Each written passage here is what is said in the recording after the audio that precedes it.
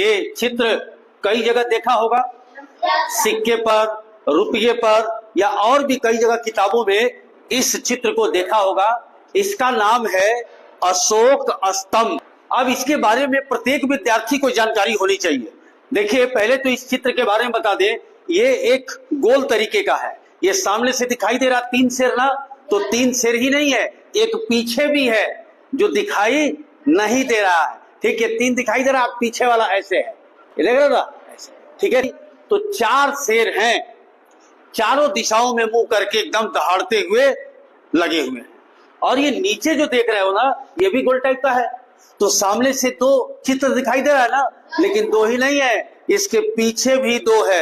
यानी कुल मिला के इसको अगर तुम देखोगे, ऐसे हम गोल कर दें, 1 2 3 4, यहां जानवर, यहां जानवर, यहां जानवर, ये 4 जानवर, और चारों जगह अशोक चक्र ये बना हुआ है। ठीक ना। अब मैं इसके बारे में थोड़ी बारीक जानकारी बता दें आपको। अशोक स्तंभ, इसे राष्ट्रीय प्रतीक के रूप में हमारे देश ने अपनाया है। पूछा जाता है कब अपनाया भारत ने? 26 जनवरी सन 1950 को राष्ट्रीय प्रतीक के रूप में इसे अपनाया गया। ये कहां पर है? वाराणसी, बगल में है बनारस।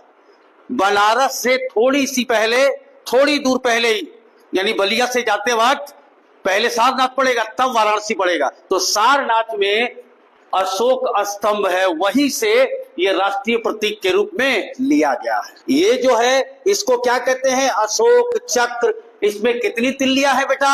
24। तिरंगे पर भी बीच में देखा होगा नीले रंग का।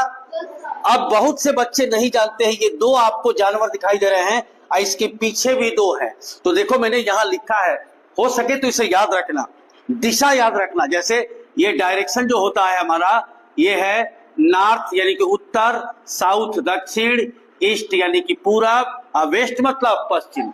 यानी इसमें जो है गोल जब देखोगे, कभी सारनाथ मौका मिला तो देखना, तो पश्चिम दिशा में घोड़े का चित्र बना हुआ है। यहां मत आइएगा कि भाई आपने कहां बना दिया, क्योंकि फोटो में जो मिला वो बना दिया, लेकिन डायरेक्शन उसका क्या है?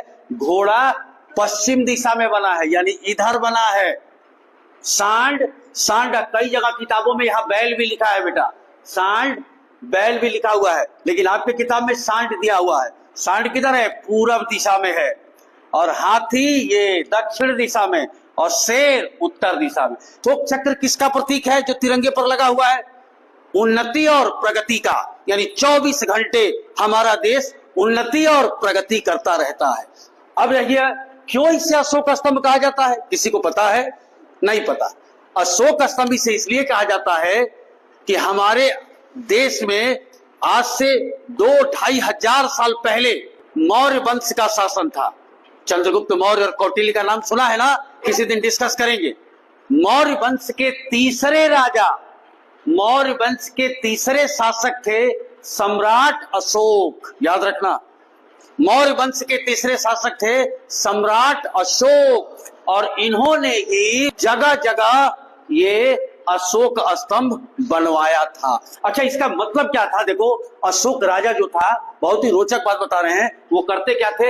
ये बड़े बड़े खंभे टाइप का लिखवा दिए, ठीक, ऊपर ये जो है आपका ऐसे अशोक चिन्ह ये बन गया। इस पर जो है अपने देश का नियम कानून लिखते थे, लोग जाके पढ़ते थे कि राजा का क्या संदेश है। चोरी करोगे तो ये सजा मिलेगी, गलत काम करोगे ये होगा, वो इस पर लिखवाया करते थे। तो अशोक स्तंभ अपने पूरे राज्य में ऐसे ही लगा दिया करते थे, ठीक ना। लेकिन पूछा जाए कहां से ये लिया गया? सारनाथ से ही लिया गया है।